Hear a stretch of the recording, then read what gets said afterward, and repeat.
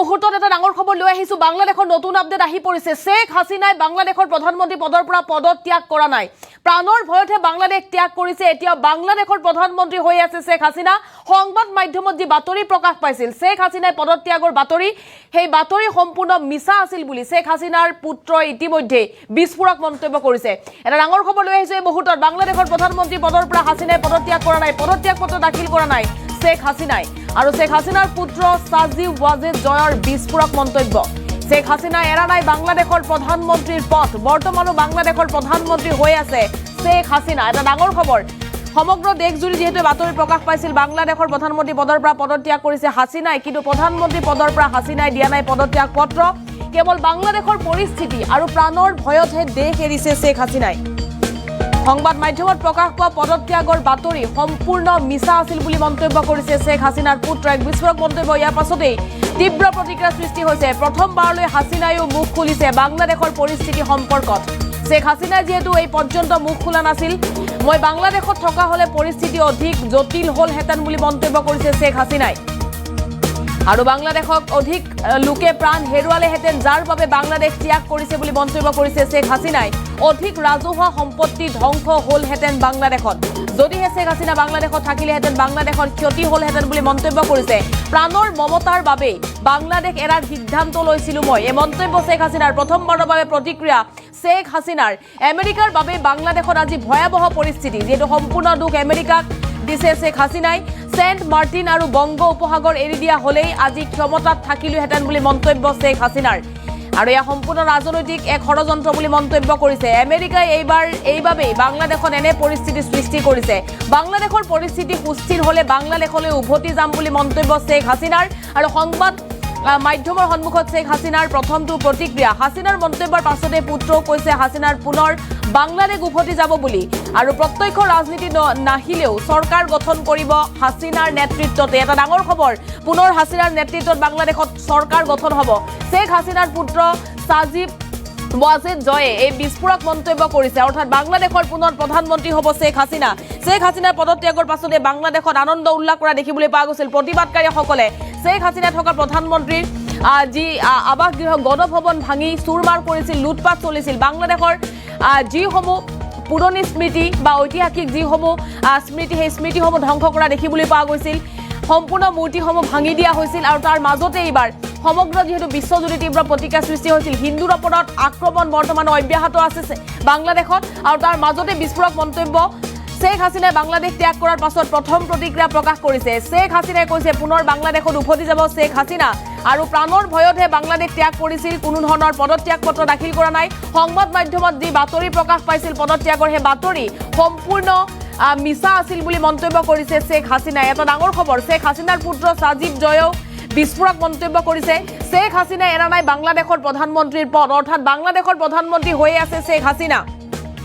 সকলোৱে শেখ হাসিনাই পদত্যাগ কৰা বুলি ভাবিছিল বা সমগ্ৰ বিশ্বই ভাবিছিল যে শেখ হাসিনাই পদত্যাগ কৰি বাংলাদেশ ত্যাগ কৰিছে আৰু বাংলাদেশৰ অন্তৰ্বৰ্তীকালীন চৰকাৰ ইতিমধ্যেই গঠন হ'ল আৰু জানিব পৰা মতে পুনৰ বাংলাদেশলৈ উভতিব শেখ হাসিনা পুনৰ বাংলাদেশৰ প্ৰধানমন্ত্ৰী হ'ব শেখ হাসিনাৰ নেতৃত্বতেই পুনৰ হ'ব চৰকাৰ এটা ডাঙৰ খবৰ এটা নতুন খবৰ বাংলাদেশক লৈ এক বৃহৎ আপডেট আহি পৰিছে আৰু এই খবৰে সমগ্ৰ বিশ্বতে তোলপাৰ সৃষ্টি কৰিছে যিহেতু এই কথা গোপনে ৰখা হৈছিল শেখ হাসিনা পদত্যাগ কৰা নাই বুলি পূৰ্বতে ক'ব পাৰিলেহেঁতেন শেখ হাসিনাই কিন্তু শেখ হাসিনাৰ পুত্ৰ পূৰ্বতে জনোৱা নাছিল পদত্যাগ কৰা হোৱা নাই বুলি কিন্তু আজিৰ দিনটোত শেখ হাসিনাৰ পুত্ৰ স্পষ্ট ৰূপত এই কথা জনাইছে সমগ্ৰ বিশ্ববাসীক শেখ হাসিনাই বাংলাদেশৰ প্ৰধানমন্ত্ৰীৰ পদ এৰা নাই কোনো ধৰণৰ পদত্যাগ পত্ৰ দাখিল কৰা নাই শেখ হাসিনাই আৰু পৰিস্থিতি নিয়ন্ত্ৰণ কৰিবলৈহে শেখ হাসিনাই বাংলাদেশ ত্যাগ কৰিছিল প্ৰাণৰ ভয়ত শেখ হাসিনাই বাংলাদেশ এৰিছিল কিয়নো সেই সময়ত যদি বাংলাদেশত হাসিনা থাকিলহেঁতেন কিন্তু আৰু অধিক ভয়ংকৰ হলহেঁতেন পৰিস্থিতি আৰু অধিক লোকে প্ৰাণ হেৰুৱাবলগীয়া পৰিস্থিতিৰ সৃষ্টি হলহেঁতেন অধিক সম্পত্তি ধ্বংস হলহেঁতেন বুলি মন্তব্য কৰিছে শেখ হাসিনাই আৰু যাৰ বাবে বাংলাদেশ ত্যাগৰ সিদ্ধান্ত গ্ৰহণ কৰিছিল মাত্ৰ কেইটামান মুহূৰ্তৰ ভিতৰতেই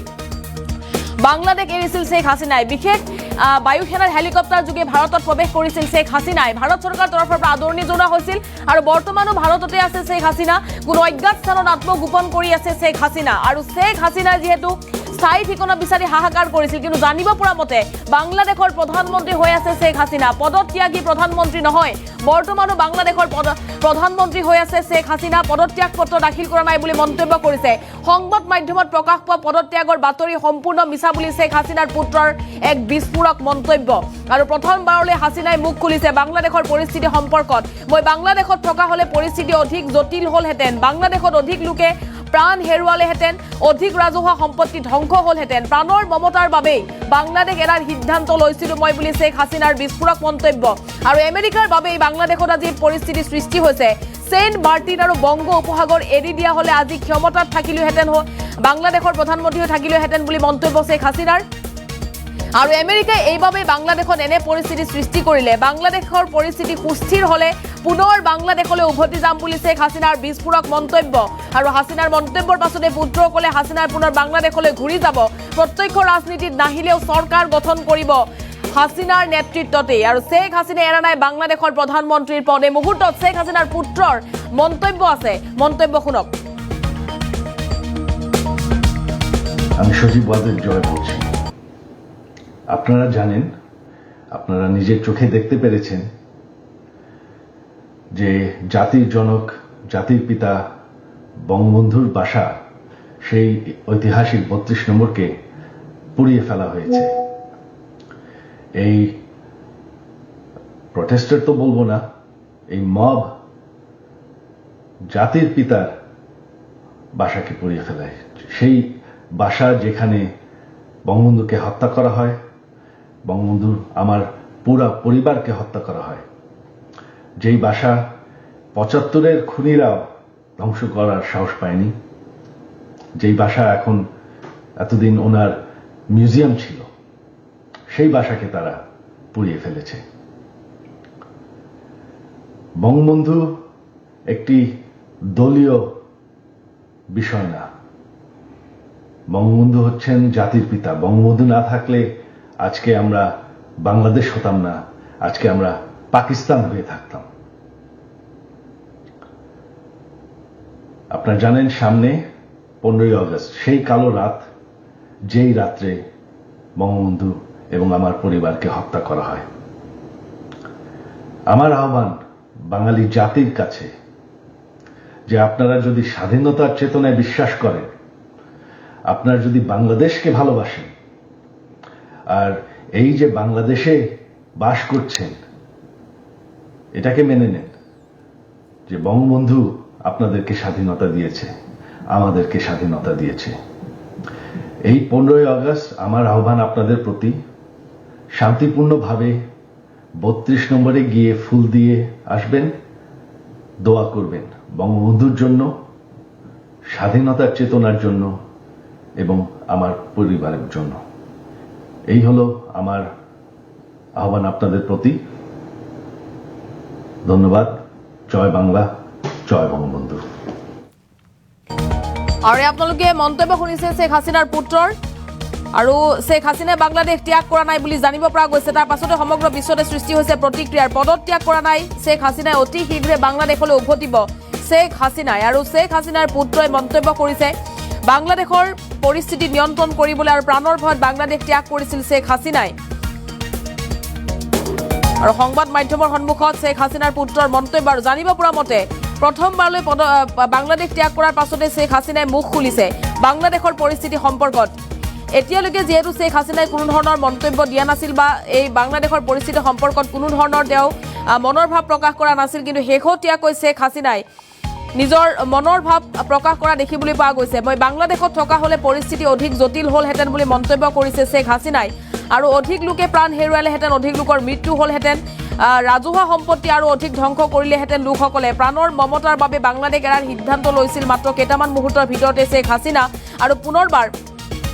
বাংলাদেশলৈ উভতি যাব শেখ হাসিনা আমেৰিকাৰ বাবে বাংলাদেশৰ আজি ভয়াৱহ পৰিস্থিতিৰ সৃষ্টি হ'ল। সমগ্ৰ যি ঘটনা সংঘটিত হৈছে, যি আইন শৃংখলাৰ অৱনতি হৈছে, সেয়া আমেৰিকাৰ বাবে হৈছে বুলি মন্তব্য কৰিছে। এয়া সম্পূৰ্ণ ৰাজনৈতিক বুলি মন্তব্য কৰিছে। বাংলাদেশৰ পৰিস্থিতি সুস্থিৰ হ'লে বাংলাদেশলৈ পুনৰ উভতি যাম বুলি স্পষ্ট ৰূপত শ্বেখ হাছিনাই মন্তব্য কৰিছে। আৰু হাছিনাৰ মন্তব্যৰ পাছতেই পুত্ৰও ইতিমধ্যে কৈছে হাছিনা পুনৰ বাংলাদেশলৈ উভতি যাব। প্ৰত্যক্ষ ৰাজনীতিত নাহিলেও চৰকাৰ গঠন হ'ব হাছিনাৰ নেতৃত্বত। অন্তৰ্বৰ্তীকালীন চৰকাৰ ইতিমধ্যে গঠন হৈছে, কিন্তু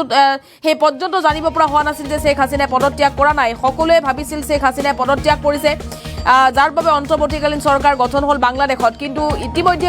জনাইছে শ্বেখ হাছিনাৰ পুত্ৰ তথা শ্বেখ হাছিনাই পদত্যাগ পত্ৰ কোনো ধৰণৰ দাখিল কৰা হোৱা নাই, পদত্যাগ কৰা নাই। বৰ্তমানো বাংলাদেশৰ প্ৰধানমন্ত্ৰী পদত আছে শ্বেখ হাছিনা।